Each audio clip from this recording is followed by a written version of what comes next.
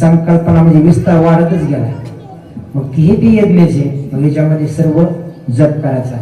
त्याचंही कारण आहे बघा, सांगायचंच नव्हतं पण आता सांगतोच.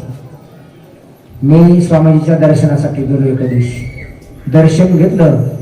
आता थंडीचे दिवस होते, स्वामीजीने असे सॉक्स घातलेले होते. दर्शन घेतलं आणि बाजूला बसलो थोडा वेळ. माझ्या बहिणीच्या मुलाचं नाव ठेवण्यासाठी गेलो होतो. स्वामीजीनं नाव सांगितलं, निलेश सुंदर असं नाव सांगितलं. आणि 2-3 महिला मंडळी आल्या, त्या आशाताई त्या सर्व आल्या आणि त्यांनी म्हणल्या पाय धुवायचे. तर त्यांना माहित होतं स्वामीजीची प्रकृती बरोबर नाही, पाय धुवायचे म्हणून सॉक्स काढले. सॉक्स काढल्याबरोबर असे पाय टन फुगलेले दिसले.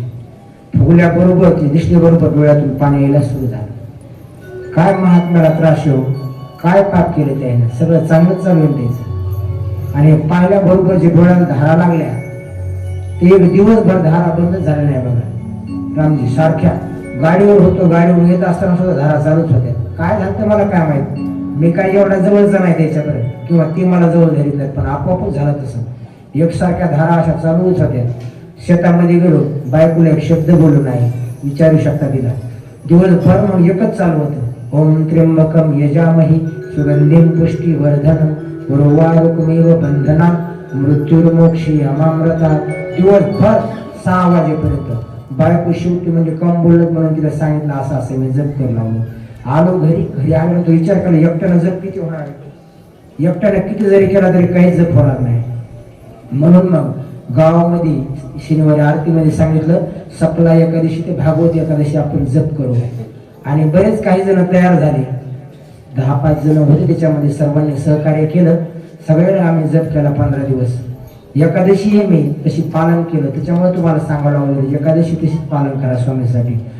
दशमीला एक वेळ जेवायचं, एकादशी फळं खाऊन एकादशी करायची बघा, आणि द्वादशीला पारणं पडायचं.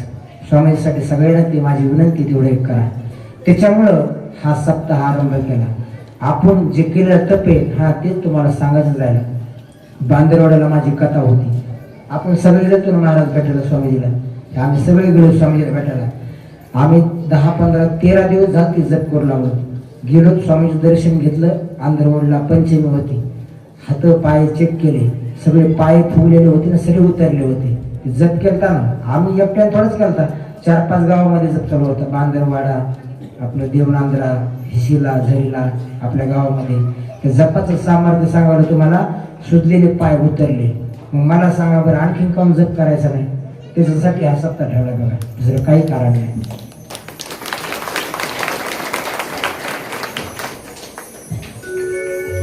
रामजी बऱ्याच जणांचा गैरसमज होऊ लागला, मुद्दामूनच सप्ताह करायला, मुद्दामूनच काय सांगावं. त्याच्यामुळे सांगायचं नव्हतं हे कारण, पण आता सांगायची इच्छाच झाली, टाइम राहिला होता म्हणून. चला, यजमान, सकाळच्या नाश्त्याचे यजमान, संध्याकाळच्या पंक्तीचे यजमान, तसेच कथेचे यजमान, सर्वांनी